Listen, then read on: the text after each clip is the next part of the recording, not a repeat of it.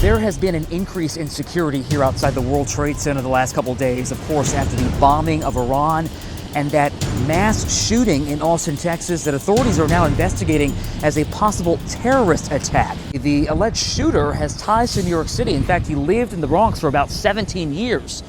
So the question now, do New Yorkers have anything to be concerned about? I posed that question today to an expert on the subject matter, New York State's former Homeland Security czar. When you take a look at the history of Iran, they have created a terror network that spans decades. It is a global threat with a very local footprint, but it's not just about more police on the street. Security consultant Michael Balboni revealed a new type of invisible AI surveillance being deployed in Manhattan right now that most New Yorkers have no idea is watching them. We'll get into how that tech works in a moment, but first we had to address the most immediate issue, the 3 terror-related concerns that keep law enforcement up at night.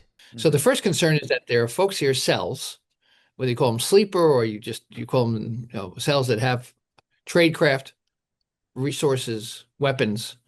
Are they there? Are they going to target critical infrastructure, soft targets, those types of things? So that's the first concern. And does this war trigger them? Second is the one-off lone wolf, like in Texas, where no training, no tradecraft, just decide to go out and do something themselves. They have been shown to be effective in the sense of killing people, not large numbers of people, thank goodness, but certainly people themselves.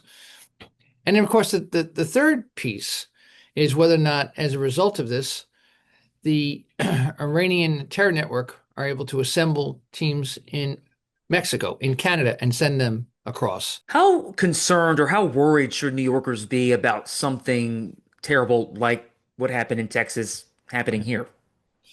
New Yorkers are a very resilient group of individuals. New Yorkers understand that there's great safety in numbers.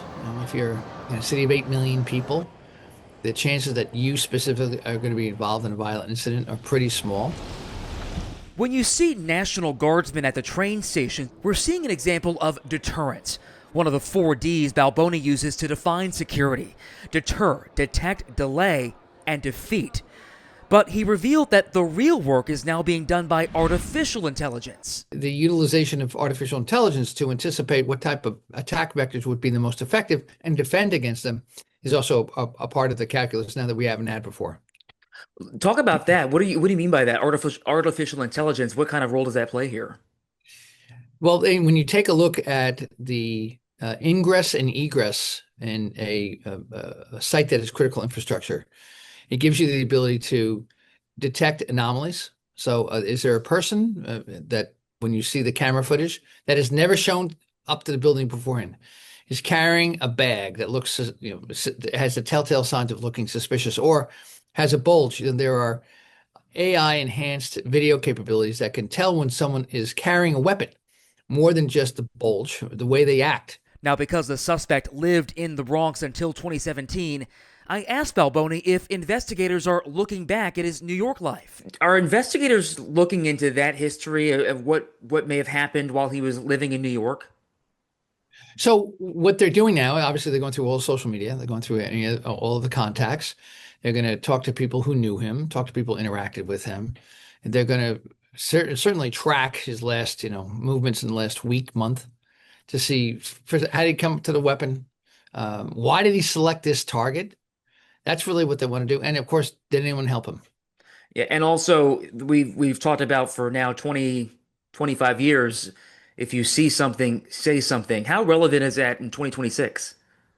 That's really relevant. A lot of times people are still, I don't want to get involved. I don't want to have a confrontation. But yet, if somebody's acting strangely, or if they see a bag that's left behind in a critical juncture, you got to make that call. Just call 911. They get a million of these calls, but they have the capacity to handle them. That type of intelligence on the street, police can't be everywhere. So a citizen who sees something and gets that information to the right people is absolutely crucial. And by the way, if you're new here, well, my name is Derek Waller, and I am a former reporter with ABC7 here in New York City, now trying to build this independent reporting channel. So if you like what you see here, please like and subscribe so I can continue bringing more stories like this to you. Please check out this video next, and thanks for watching.